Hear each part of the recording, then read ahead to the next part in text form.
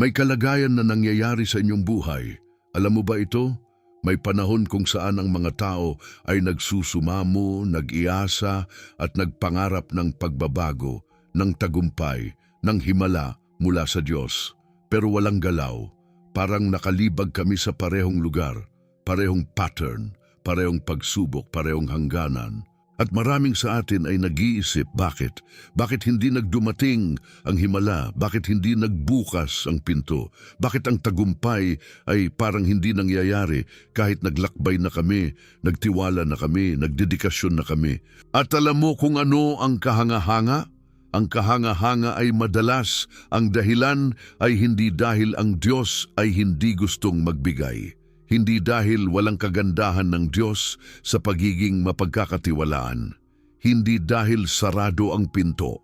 Ang dahilan ay madalas ikaw ay puno. Puno ng mga bagay na naghadlang sa himala na makapasok. Parang may kwarto na puno ng kasangkapan, puno ng mga kagamitan, puno ng mga dekorasyon, puno ng mga likhang tao. At ikaw ay nais na magdala ng bagong sofa pero walang espasyo, walang lugar. Hindi dahil walang sofa, dahil puno ang kwarto, kailangan mo na maglinis, kailangan mo na mag-aalis, kailangan mo na bitawan ng ilan sa kasalukuyang kasangkapan para may lugar para sa bagong sofa. Ganyan ang nangyayari sa iyong espiritual na buhay. Ang Diyos ay nais na magdulot ng himala. Ang Diyos ay mapagkakatiwalaan. Ang Diyos ay naghanda ng kasaganaan para sa iyo.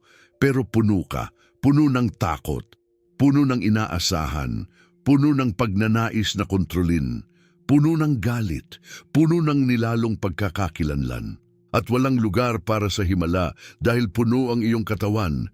Kaya ang alay ng Diyos ay hindi lamang ng maraming samahan, hindi lamang ng maraming pagtiwala, hindi lamang ng maraming pagsisikap. Ang alay ay bitawan, palayain, hayaan, ibuhos, gawing bakante. At ito ay mas mahirap kaysa samahan talaga, mas mahirap kaysa pagtiwala, mas mahirap kaysa pagkilos. Dahil ang pagbitay ay nangangahulugang tumanggap ng pagkawala. Ang pagpalaya ay nangangahulugang pukaw sa kung ano ang ating iiwan. Ang pagiging bakante ay nangangahulugang kapangyarihan. At hindi kami natural na handa dito. Hindi kami sinubukan dito. Hindi kami komportable dito. Kaya ngayong ito ang aming usapan. Ito ay tungkol sa 5 bagay na ang Diyos ay naghiling sa iyo na bitawan. 5 bagay na naghadlang sa himala. 5 bagay na nagpigil sa tagumpay. 5 bagay na kailangan mong palayain para matanggap mo ang kasaganaan ng Diyos. Ang unang bagay na nais ng Diyos na bitawan mo ay ang pagnanais na kontrolin. Ang kailangan mong palayain ay ang iyong pangangailangan na manipulahin ang bunga, manipulahin ang takda, manipulahin ang mga tao, manipulahin ang kalagayan, manipulahin ang kinabukasan. At alam mo kung bakit mahalaga ito. Dahil ang pagkontrol ay kontra sa pagtitiwala. Hindi ka maaaring manipulahin at magtiwala ng sabay-sabay. Walang gitna. Alinman ay ikaw ay kumontrol o ikaw ay nagtitiwala. Isa man lamang, hindi pareho. At sa sandaling pumili ka ng pagkontrol, pumili ka laban sa pagtitiwala. Pumili ka laban sa paniniwala. Pumili ka laban sa Diyos at dito ang nagsisimula ng paghihintay. Dahil ang Diyos ay hindi maaaring gumalaw kung ikaw ay nagkakapit ng malakas. Ang Diyos ay hindi maaaring mamuno kung ikaw ay nagpipiloto. Ang Diyos ay hindi maaaring magbigay kung ikaw ay sumasangan. Kailangan mo na magbukas ng kamay. Kailangan mo na magluwag ng hawak. Kailangan mo na sumuko sa pagkontrol. Pero ito ay nakakabahala, hindi ba? Dahil ang pagkontrol ay pakiramdam ng kaligtasan. Ang pagkontrol ay ilusyon ng kapangyarihan. Ang pagkontrol ay mekanismo na nagprotekta sa iyo mula sa kawalan ng sigurado. Kaya kapag nagpalaya ka ng pagkontrol, pakiramdam mo ay walang alok. Pakiramdam mo ay bukas. Pakiramdam mo ay walang sandata, pero nandito ang katotohanan. Ang pagkontrol ay peking kaligtasan. Ang pagkontrol ay nilalang na proteksyon. Dahil sa katotohanan, walang pagkontrol mo. Karamihan ng buhay ay higit pa sa iyong kapangyarihan. Hindi mo kine-control ang iyong pamana.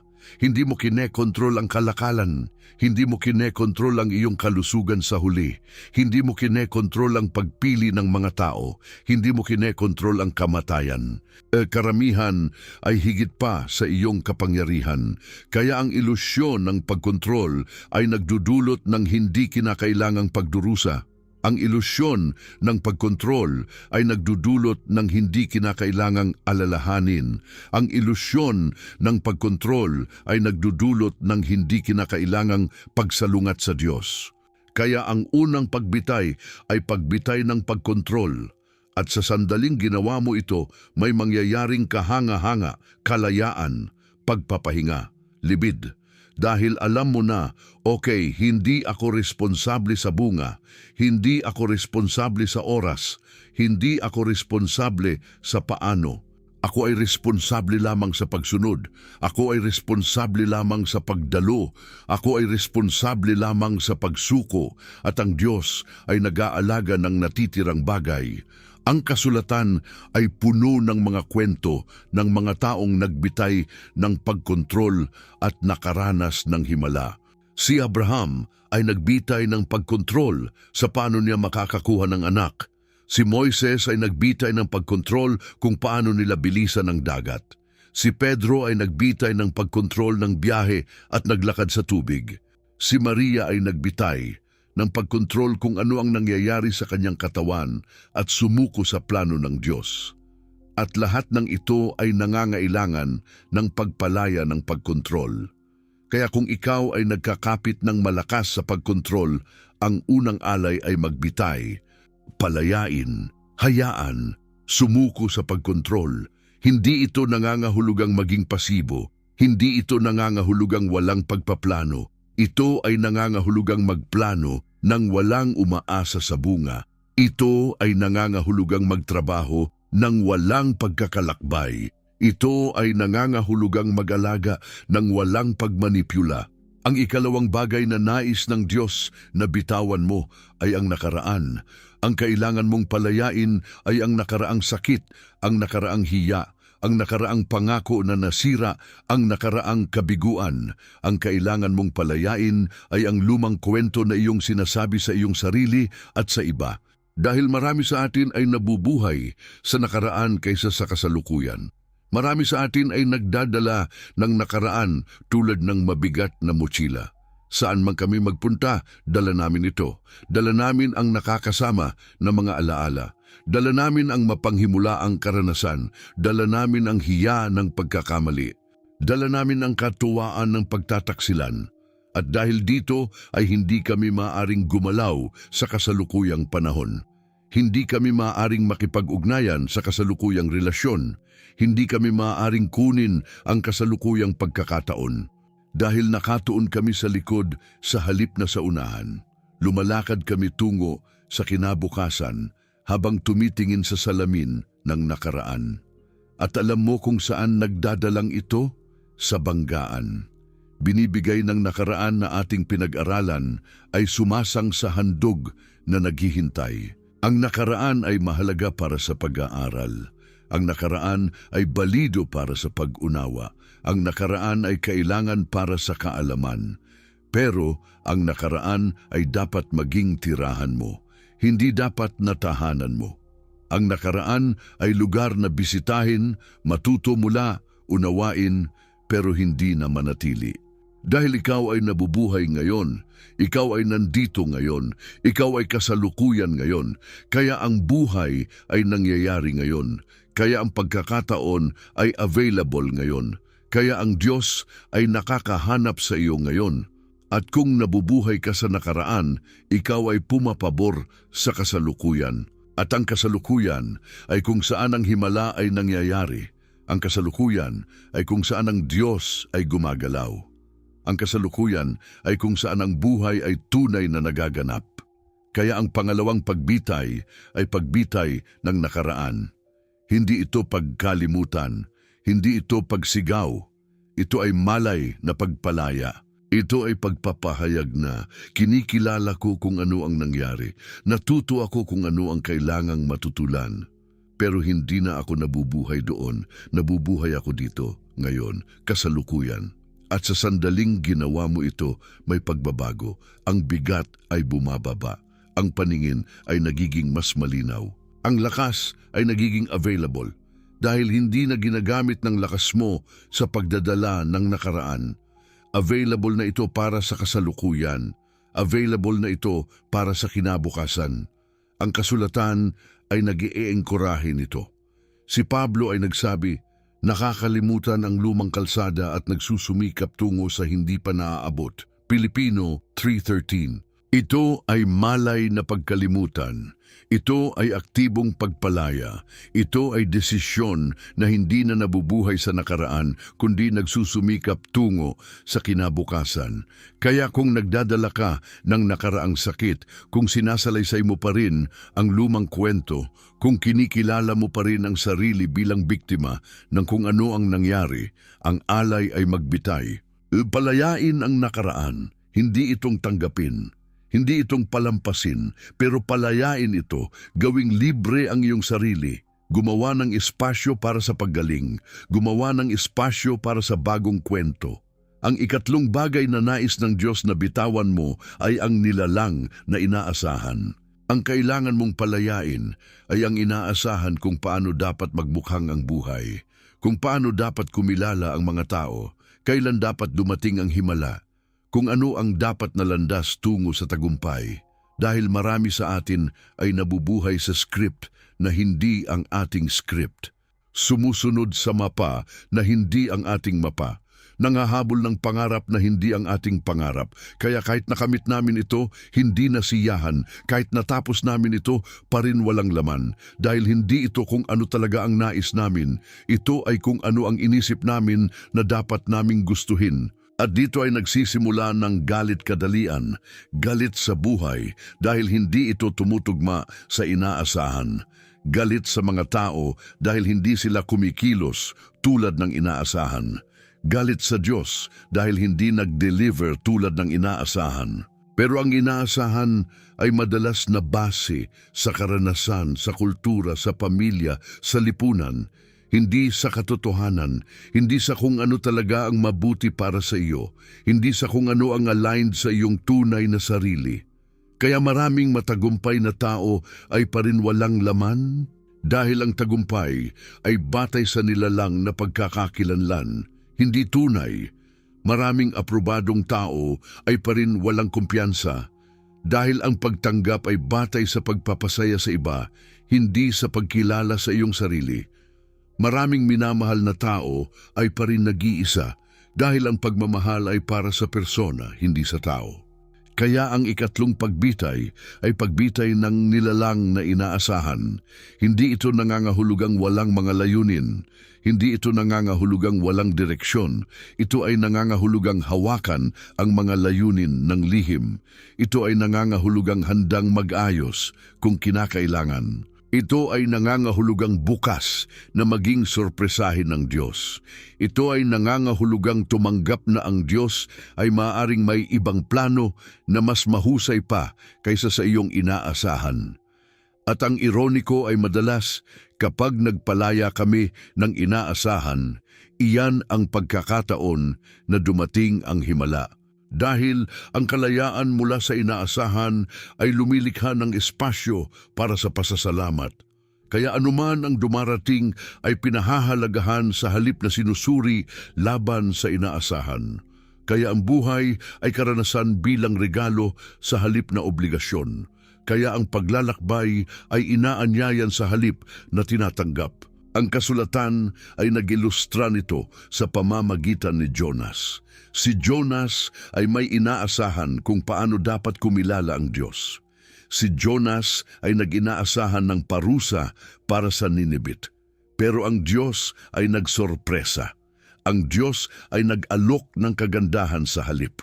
At si Jonas ay naggalit dahil ang inaasahan ay masira. Pero kalaunan si Jonas ay naturo na ang daan ng Diyos ay mas mahusay kaysa sa kanyang inaasahan. Kaya kung nagkakapit ka ng matatag na inaasahan, kung ikaw ay nabigo dahil hindi tumutugma ang buhay, kung ikaw ay galit dahil ang mga tao ay hindi kumikilos tulad ng inaasahan, ang alay ay magbitay. Palayain ang inaasahan, manatiling bukas, maging handang sorpresahin ng Diyos. Ang ikaapat na bagay na nais ng Diyos na bitawan mo ay ang galit. Ang kailangan mong palayain ay ang pagsisikil, ang kaligayahang walang dahilan, ang hindi pagpapatawad, ang galit na nag-iipon laban sa mga taong nagsaktan sa iyo. Dahil ang galit ay kalunos-lunos na inumin na ikaw ang unang nauubos. Hindi ito nagkakalason sa taong nagsaktan sa iyo. Ito ay nagkakalason sa iyo. Ang galit ay nagkakakulong sa iyo sa nakaraan. Ang galit ay nagtutulak sa iyong puso. Ang galit ay nagpapamaliit sa iyong lakas. Ang galit ay nagpigil sa iyong paglaki. At maraming tao ay nag-justify ng galit, justified dahil tunay na nagsaktan, nakiintindihan dahil lehitimong pagtataksilan, balido dahil tunay na inasaksa. Lahat ng ito ay totoo. Pero ang katotohanan ay hindi justipikahan ang pagpili sa kalunos-lunos. Ang katotohanan ay hindi justipikahan ang pagpapahintulot na kalunos-lunos na umupo sa puso mo. Dahil ang galit ay gastos, araw-araw na gastos, kailangan mo ng lakas para hawakan ang pagdududa. Kailangan mo ng pansin para panatilihin ang pagsisikil. Kailangan mo ng pagsisikap para umiwas sa tao o kalagayan. At ang lakas, pansin, pagsisikap na ito ay hindi available para sa iyong paglaki. Hindi available para sa iyong mga relasyon. Hindi available para sa iyong kinabukasan. Kaya maraming galit na tao ay nag-iisip kung bakit walang himala sa kanilang buhay. Maraming basta-basta na tao ay nag-iisip kung bakit walang kapayapaan. Pero ang galit ay naghadlang sa himala. Ang hindi pagpapatawad ay naghadlang sa kapayapaan. Ang pagdududa ay naghadlang sa saya. Ang kasulatan ay nagbabala nito. Si Jesus ay nagturo na kung hindi ka nagpapatawad sa iyo, ang Ama ay hindi nagpapatawad sa iyo. Hindi ito parusa. Ito ay natural na bunga. Dahil ang hindi pagpapatawad ay nag-lock sa iyo mula sa himala. Ang galit ay nagsil sa iyo mula sa paggaling. Ang pagdududa ay nagpupuputol sa iyo mula sa Diyos. Kaya ang ikaapat na pagbitay ay pagbitay ng galit.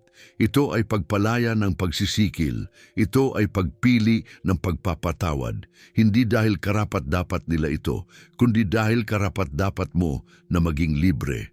Hindi dahil okay ang ginawa nila, kundi dahil karapat-dapat mo na kapayapaan. At ang pagpapatawad ay hindi tungkol sa kanila, hindi tungkol sa pagkonsinta kung ano ang ginawa nila, hindi tungkol sa pagkakaayos. Ito ay tungkol sa iyo. Ito ay tungkol sa iyong kalayaan. Ito ay tungkol sa iyong puso. Ito ay tungkol sa pagbubukas ng iyong sarili sa paggaling. Ito ay tungkol sa pagpalaya ng kalunos-lunos. At ang pagpapatawad ay pinakamagandang regalo na maaari mong ibigay sa iyong sarili. Ang kasulatan ay puno ng mga kwento ng mga taong pumili ng pagpapatawad at naranasan ang pagbabago. Si Jose ay nagpatawad sa mga kapatid na nagbenta sa kanya. Si Pedro ay nagpatawad sa Jesus na itinanggi siya. At pareho ay nakaranas ng maibalik na relasyon at muling layunin sa pamamagitan ng pagpapatawad. Kaya kung nagdadala ka ng galit, kung nag-hold ka ng pagsisikil, kung nag-keep ka ng pundasyon, ang alay ay magbitay. Magpatawad, hindi para sa kanila, para sa iyo. Palayain ang galit, buksan ng iyong sarili sa paggaling. Ang ikalimang bagay na nais ng Diyos na bitawan mo ay ang nilalang na pagkakakilanlan. Ang kailangan mong palayain ay ang pagkakakilanlan na itinayo sa tagumpay, sa pagtanggap, sa paghahambing, sa kung ano ang inaasahan ng iba. Dahil marami sa atin ay nabubuhay sa persona na hindi ang ating persona, sumusunod sa kultura na hindi ang ating kultura, nag-aasam ng papel na hindi ang ating papel. At sa proseso, nawawala natin ang ating sarili, nawawala natin ang tunay na sarili. Nagiging persona kami, nagiging pagtatanghal kami. At dito natin naubos dahil nakatuon kami sa pagpapakompromiso sa halip na pagiging. Nakatuon kami sa pagkamit sa halip na pagiging. Nakatuon kami sa pagpapanatili ng larawan sa halip na pag-unlad ng karakter. At ang pag-ubos na ito ay nagpigil sa himala dahil ang himala ay nangangailangan ng autentisidad. Ang himala ay nangangailangan ng puso na buo. Ang himala ay nangangailangan ng kaluluwa na buhay, hindi persona, hindi pagtatanghal. At alam mo kung bakit maraming matagumpay na tao ay pa rin walang laman?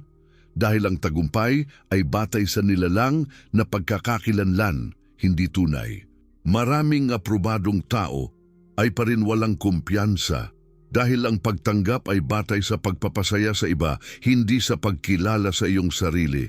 Maraming minamahal na tao ay pa rin nag-iisa dahil ang pagmamahal ay para sa persona, hindi sa tao. Kaya ang ikalimang pagbitay ay pagbitay ng nilalang na pagkakakilanlan. Ito ay paghinto ng pagtatanghal. Ito ay pag-aalis ng muka.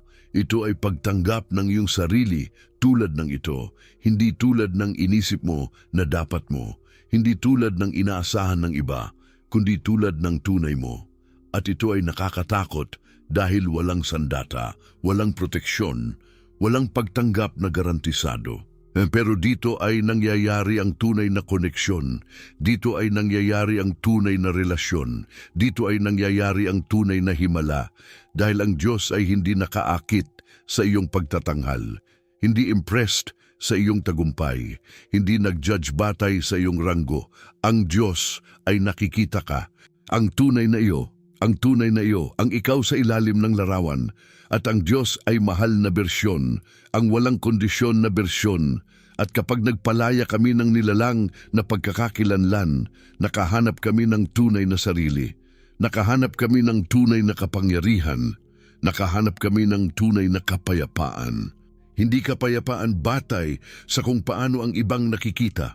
Ito ay kapayapaan batay sa pagkilala kung sino ka. Hindi tagumpay na batay sa pagkakatao. Ito ay tunay na pagiging. Ang kasulatan ay nag-iengkorahe nito sa pamamagitan ng Jesus.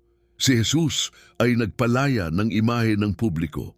Si Jesus ay nagpalaya ng pangangailangan na maging magugustuhan. Si Jesus ay nakatuon sa autentisidad at integridad. At sa autentisidad na ito ay gumagalaw na si Jesus na lumilikha ng malalim na epekto. Hindi sa pamamagitan ng persona, sa pamamagitan ng presensya. Kaya kung nagtatanghal ka, kung ikaw ay ubos na pinapanatili ang imahe, kung ikaw ay nag-alala tungkol sa pagtanggap, ang alay ay magbitay. Palayain ang nilalang na pagkakakilanlan, maging iyong sarili, tunay, hindi perpekto, totoo, kasi doon nangyayari ang himala. Sa tunay, sa totoo.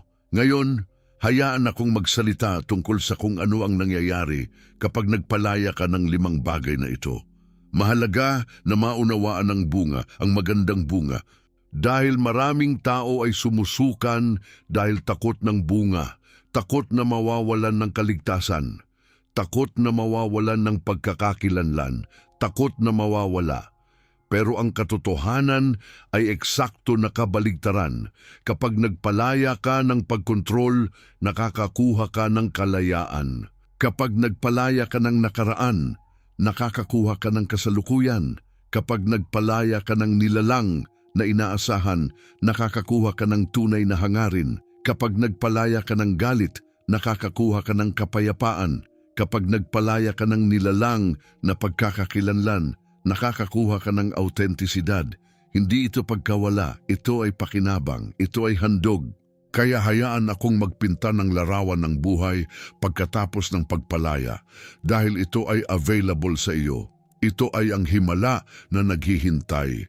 Lahat ng kailangan mo ay magbitay, palayain ang katawan, gumawa ng espasyo, isipin na gumising ng walang bigat ng pagkontrol. Hindi nag-alala kung perpekto ang plano dahil hindi ito nakasalalay sa perpeksyon. Nagtitiwala lang. naglumikha. At para sa natitirang bahagi, nagpalaya. Isipin ang pakiramdam na magaan. Isipin ang may lakas para sa kasalukuyan sa halip na nasayang sa pagpapanatili ng pagkontrol. Isipin na nabubuhay sa kasalukuyan sa halip na nakaraan. Hindi nagdadala ng lumang kwento. Hindi kinikilala bilang biktima ng kung ano ang nangyari. Nagkinikilala lang kung ano ang nangyari, natuto ng kailangan at umusad. Isipin ang kalayaan. Isipin ang liwanag. Isipin ang espasyo na lumikha para sa bagong bagay. Para sa paggaling. Para sa paglaki, isipin na nabubuhay ng walang matatag na inaasahan. May mga layunin pero nag-hold ng lihim, handang mag-ayos, handang sorpresahin ng Diyos. Isipin ang flexibility, isipin ang kapayapaan, isipin ang saya ng hindi inaasahang himala. Isipin na nabubuhay ng walang galit, nagpatawad na.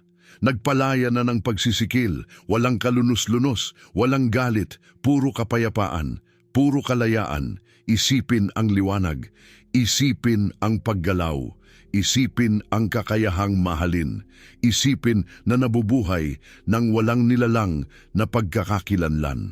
Nag-stop na sa pagtatanghal, nagpalaya na ng persona, nagipakita ng iyong sarili, hindi perpekto, totoo, tunay na babago. Isipin ang kapayapaan, isipin ang koneksyon, isipin ang kapangyarihan na galing sa autentisidad.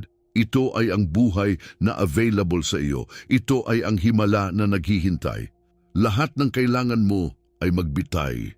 Palayain ang 5 bagay, gumawa ng espasyo, pero alam ko na ito ay mas madaling sabihin kaysa sa gawin. Kaya hayaan akong magbigay ng praktikal na hakbang kung paano talaga ang magbitay, dahil ang kaalaman ay hindi sapat, aksyon ay kailangan. Para sa pagkontrol, unang hakbang ay kinilalanin kung saan ka sumusubok na kontrolin. Nasaan ka nagkakapit ng malakas? Anong bunga ang sinisikap mong siguraduhin? Anong oras ang sinisikap mong puwersahin? Anong tao ang sinisikap mong baguhin? Maging specific dahil hindi mo maaaring palayain ang hindi mo kinikilala. Pangalawang hakbang ay maunawaan ang presyo ng pagkontrol. Ano ang gastos? Anong lakas? Anong kalusugan? Anong mga relasyon? Anong kapayapaan? Gumawa ng listahan. Unawain ang bigat ng pagkontrol. Unawain ang presyo na binabayaran mo. Ikatlong hakbang ay magsanay ng pagpapalaya. Magsimula ng maliit na kalagayan, maliit na bunga, magsanay ng pagpapalaya, magsanay ng pagtitiwala, magsanay na sabihin, "Okay Diyos, ito ay sa iyo." Naggaawa ng bahagi ko, nagpalaya ng bunga, at napansin na okay pa rin, napansin na gumana, napansin na mas ligtas ng walang pagkontrol kaysa sa may. Ika-4 na hakbang ay magtatag ng regular na pagsasanay. Panalangin, meditasyon, pagsulat sa sarita. Anuman ang tumutulong na palayain araw-araw. Dahil ang pagkontrol ay alasang, kailangan mo ng kontra-alasang, kailangan mo ng pagsasanay ng pagsuko. Ika-5 hakbang ay ipagdiwang ang maliliit na tagumpay. Kapag nagpalaya ka, ipagdiwang, kinilalanin, karangalan. Dahil ang pagpapalaya ay matalusog na aksyon, ipagdiwang ang husay. Para sa nakaraang sakit, unang hakbang ay kinilalanin ang sakit. Huwag itong bawasan, huwag itong spiritualize. Kinilalanin na talagang nagsaktan, kinilalanin na tunay na anong saksa, kinilalanin na angkop ang lungkod. Dahil hindi mo maaaring palayain kung hindi mo kinikilala. Pangalawang hakbang ay proseso ng sakit, maaaring kailangan ng profesional na tulong, therapy, counseling, nagtitiwala na mentor. Hindi ito kahinaan, ito ay karunungan, dahil ang na-processing na sakit ay napalaya ang sakit. Ang hindi na-processing na sakit ay umuusbong. Ikatlong hakbang ay kumuha ng pag-aaral. Ano ang natuto mo mula sa karanasang ito? Ano ang paglaki na dumating? Ano ang kaalaman? Ano ang karunungan? Kunin ang handog na nasa sakit, dahil ang sakit ng walang pag-aaral ay basta pagdurusa. Sakit na may pag-aaral ay pagbabago. Ika-4 na hakbang ay pukaw sa pagkawala. Dahil ang pagpalaya ng nakaraan ay pukaw. Pukaw ang sinong iniisip mo na. Pukaw ang pinagkakatiwalaan mo na magaganap. Pukaw ang inunosensya. Pukaw ang tiwala. Hayaan ang iyong sariling pukaw. Lumibot. Hindi lihim. Ika-5 hakbang ay magsama-sama ng kasalukuyan. Gumawa ng desisyon na hindi ka na nabubuhay sa nakaraan. Gumawa ng desisyon na nandito ngayon ay kung saan ang iyong buhay. Gumawa ng desisyon na ang kinabukasan ay palalangin, hindi patungo sa likod. At bumalik sa desisyon na ito ng regular dahil ang pagpili ng kasalukuyan ay araw-araw na pagsasanay. Para sa nilalang na inaasahan, unang hakbang ay tukuyin ang iyong inaasahan. Ano ang inaasahan mo mula sa buhay, mula sa mga tao, mula sa Diyos? Gumawa ng listahan dahil hindi mo maaaring palayain ang hindi mo kinikilala. Pangalawang hakbang ay suriin ang pinagmulan ng inaasahan. Saan nanggaling ito? Pamilya, kultura, lipunan, media, relihiyon. Unawain ang pinagmulan, unawain ang karanasan. Ika-3 hakbang ay subukan laban sa katotohanan. Aling inaasahan ay realistic, aling batay sa pantasya, aling batay sa pangarap ng ibang tao, maging malinaw. Ika-4 na hakbang ay palayain ang hindi realistic. Malambot. Gumawa ng desisyon na ang mga ito ay hindi magsisilbi sa akin. Ang mga ito ay basta kwento at palayain. Ika-5 hakbang ay palitan ng pasasalamat.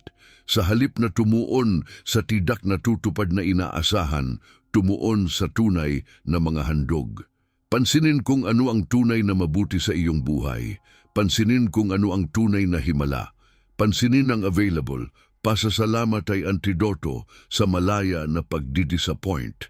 Para sa galit, unang hakbang ay kinilalanin ito. Huwag itong ipagkait. Huwag itong spiritualize. Kinilalanin na galit ka, kinilalanin na basta, kinilalanin na ang damdamin ay valid. Dahil hindi mo maaaring palayain kung hindi mo kinikilala. Pangalawang hakbang ay unawain ito. Anong pangangailangan ay hindi natutupad? Anong tiwala ay nasira? Anong hangganan ay nilabag? Unawain kung ano ang ibabaw ng galit, dahil galit ay symptom. Ibabaw ay karaniwang hindi natutupad na pangangailangan o nasira na tiwala. Ika-3 hakbang ay pukaw. Pukaw ang siyang iniisip mo na dapat. Pukaw na ang siyang nagtiwala. Pukaw na ang siyang inaasahan. Pukaw ng malalim. Ika-4 na hakbang ay pumili ng pagpapatawad. Hindi dahil karapat-dapat nila.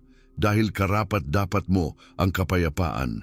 Gumawa ng malay na pagpili, sinasalaimin ko ito, nagpapatawad ako, hindi pagsasama, lamang palayaan. Ika-5 hakbang ay gumawa ng isang bagay na simbolo. Magsulat ng liham na hindi mo ipapadala. Sunugin ito o ilaslas ito o itapon ito. Gumawa ng isang bagay upang markahan ang pagpalaya. Markahan ang sandali na pumipili ka ng kalayaan. Para sa nilalang na pagkakakilanlan, unang hakbang ay tukuyin ang persona. Anong bersyon ang ipinipakita mo? Anong muka ang isinusuot mo? Sino ang magpapagimbala mong maging malinaw? Pangalawang hakbang ay unawain ang tungkulin. Ano ang layunin ng persona? Ano ang pinoprotekta nito? Ano ang sinisikap nitong makamit? Unawain ang tungkulin ay tumutulong sa iyo na unawain kung bakit itinayo mo ito. Ika-3 hakbang ay pukaw ang pagtatanghal. Dahil nakipagtatanghal ka, ubos ka, nagtago, pukaw iyan. Hayaan ang kalungkutan, hayaan ang frustrasyon. Ika-4 na hakbang ay magsanay ng autentisidad sa ligtas na lugar. Hanapin ang mga taong nagtitiwala mo. Magsanay na maging iyong sarili sa kanila. Magsanay ng kapakanan, magsanay ng gagulan, magsanay ng totoo, bumuo ng kakayahan para sa autentisidad. Ika-5 hakbang ay palakasin ang autentisidad. Habang nagsasanay ka sa ligtas na lugar, palawasin sa mas malawak na bilog, palawahin sa trabaho, palawahin sa pamilya, palawasin sa kalagayan. Unti-unti ay nagiging tunay sa lahat ng konteksto. Ngayon, mahalaga na maunawaan na ang pagpapalaya ay hindi isa't pangitain. Ito ay proseso, ito ay paglalakbay, ito ay patuloy na pagsasanay. Dahil lagi tayong nauugnayan, naiangat kung ano ang inabot natin. Nauugnayan na kontrolin, nauugnayan na manatili sa nakaraan, nauugnayan na inaasahan, nauugnayan na galit, nauugnayan na magtatanghal. Kaya ang pagpapalaya ay hindi isang pagpapasalamat. Ang pagpapalaya ay patuloy na pagpipili, mapatuloy na pagsuko, patuloy na pagpili na Diyos kaysa sarili. Ang kasulatan ay nag-e-encourahe araw-araw na pagpapalaya. Si Jesus ay nagturo na kunin ang iyong krus araw-araw. Lucas 9:23. Ito ay araw-araw na pagsuko, araw-araw na pagpalaya, araw-araw na pagpili na Diyos ang nangunguna. Kaya huwag inaasahan na isang pagpapasalamat ang sapat. Huwag inaasahan na isang pagpapasalamat ay permanente. Inaasahan ang proseso, inaasahan ang patuloy, inaasahan na minsan ay iangat mo ang inabot mo. At yan ay okay. Lamang ng lihim na ilagay ito. Muli, muli, muli. Hanggang sa wakas kalimutan ang iangat ito. Ngayon, nandito ang isang napakalakas na bagay. Kapag nagpalaya ka ng 5 bagay, may iba ay nangyayari, hindi lamang kawalan ng negatibo, kundi presensya ng positibo. Dahil ang kabuhutan ay lumilikha ng espasyo. At kapag lumilikha ka ng espasyo, ang kalikasan ay nagsisikap na isawa ang bakante.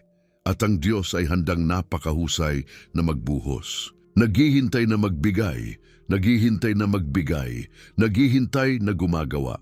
Kaya kapag nagpalaya ka ng pagkontrol, ang Diyos ay nagbubuhos ng kapayapaan. Kapag nagpalaya ka ng nakaraan, ang Diyos ay nagbubuhos ng paggaling. Kapag nagpalaya ka ng nilalang na inaasahan, ang Diyos ay nagbubuhos ng tunay na layunin.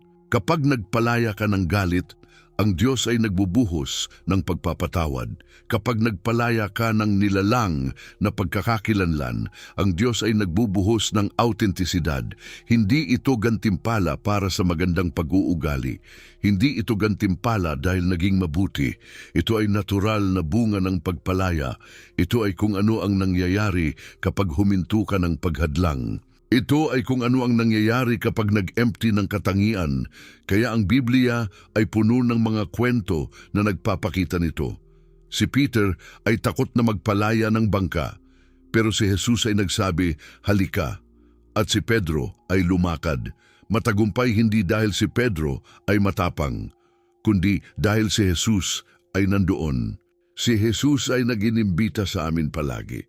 Nag-inimbita na magpalaya. Nag-inimbita na palayain, nag-inimbita na mag-empty, at ang pangako ay simple, pinagpalain ng mga naglalaya, pinagpalain ng mga nagsusuko, pinagpalain ng mga gumagawa ng espasyo, dahil ang Diyos ay naghihintay na magbuhos. Kaya kung ikaw ay nag-iensayo, hindi ka nag-iisa. Kung takot ka, normal yan. Kung pakiramdam mo ay hindi ka makakatagal, iyon ay eksakto na tama. Dahil lakas ay hindi kinakailangan. Pagginhawa ay kinakailangan. Lamang pagginhawa na subukan. Lamang pagginhawa na magtanong. Lamang pagginhawa na sumugal sa unang hakbang. At habang sumusulong ka, ang Diyos ay nakakatugon. Ang Diyos ay nagbibigay ng himala. Ang Diyos ay lumilikha ng paraan. Hindi ka na mag-iisa. Nandoon ang Diyos. Handang suportahan, handang gabayan, handang magbuhos. Ang kasulatan ay nagsasabi at ang kapayapaan ng Diyos na lampas sa lahat ng pag-unawa ay magmagbahagi ng iyong mga puso at mga isipan sa Kristong Jesus. Pilipino 4:7. Kaya ang kapayapaan ay nagbabantay. Ang kapayapaan ay available. Ang kapayapaan ay nakaabang. Kaya ang inimbita ay nananatili para sa iyo. Mayroon. Kahit anong takot mo, kahit anong pagsisikap mo, kahit anong lingap mo, ang inimbita ay maging ligtas, maging bigyan, maging palayain, gumawa ng espasyo. Dahil ang Diyos ay naghihintay na magbigay.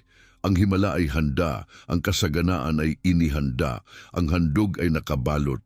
Naghihintay lamang para sa katangian na maging bakante na sapat na tanggapin ito. Kaya hayaan go, paulit-ulit, araw-araw, hakbang sa hakbang, palayain kung ano ang nagdadala sa iyo. Mag-empty kung ano ang hadlang. Gumawa ng espasyo para sa Diyos na magbuhos at panoorin kung ano ang mangyayari. Panoorin kung paano ang buhay ay nagbabago. Panoorin kung paano ang himala ay sumisikat. Panoorin kung paano ang kalayaan ay nagmamani. Karapat-dapat ka ng himala. Karapat-dapat ka ng kapayapaan. Kayang ng pagpalaya. Kailangan mo lamang na pagginhawa. Kaya ano ang iyong sasabihin? Handa na ba? Handa na ba? Handa ka na magbitay? Ang inimbita ay nananatili. Ang pinto ay bukas. Ang espasyo ay naghihintay. At ang Diyos ay sa kabilang panig, handang magbigay, handang magbigay, handang magmahal. Kaya magbitay para sa iyo mismo, para sa iyong kapayapaan, para sa iyong kinabukasan, para sa himala na naghihintay. Magbitay, ang wakas